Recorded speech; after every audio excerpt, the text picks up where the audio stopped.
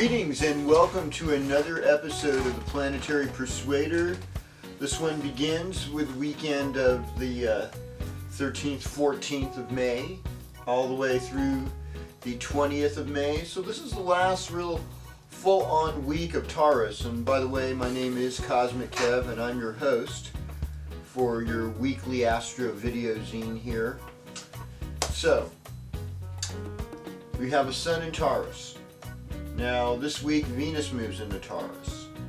We have Mercury has just moved into Taurus. So we're getting a little bit less Aries and a little more Taurus at this point, and I think most of us can breathe a sigh of relief, to be honest with you. That Aries stuff is hard work, and every one of us needs to be barefoot in the grass every now and then. These are the joys of spring.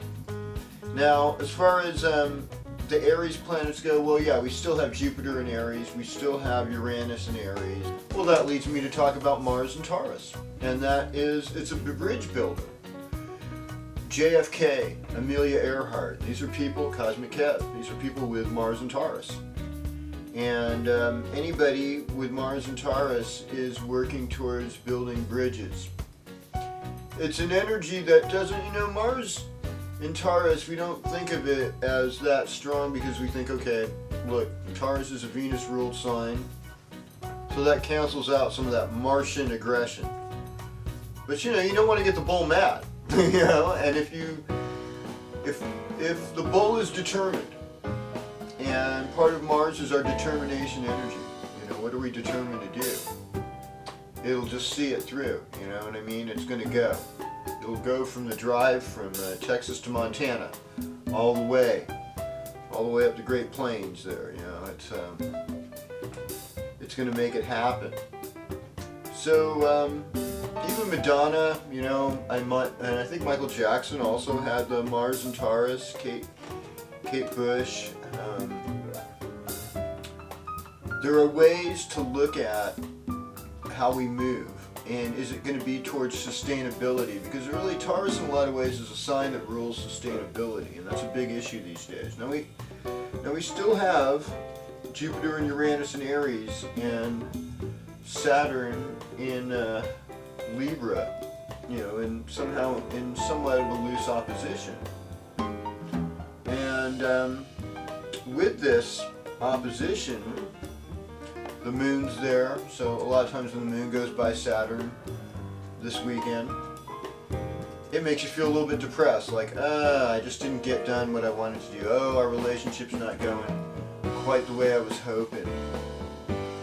Well, eventually we have a full moon early Tuesday morning at 4:08 a.m. and that full moon is in Scorpio. Now whenever you have full moon, Scorpio, Sun and Taurus, anytime you have any opposition between Scorpio and Taurus, it evokes creative energy. It's like the alchemy of magic creativity, because in a lot of ways, Scorpio rules fertility and Taurus rules fecundity. Taurus rules materialism. Scorpio rules being transcendental, transcendental, transcending materialism. Spiritual. Taurus rules sensuality. Scorpio rules sexuality. So there is this creative alchemy that comes between this full moon in Scorpio and Taurus. And it's also a powerful planting moon, especially for your hot weather crops like tomatoes and watermelon and corn. This is a really super good moon for that. Super good right before the full moon there. So Monday, powerful fertile moon day with the Scorpio moon. Get into it, and note with Pluto and Capricorn that we're transforming the way we deal with business, money, a lot of even government, a lot of structural things that we've paid a lot of attention to.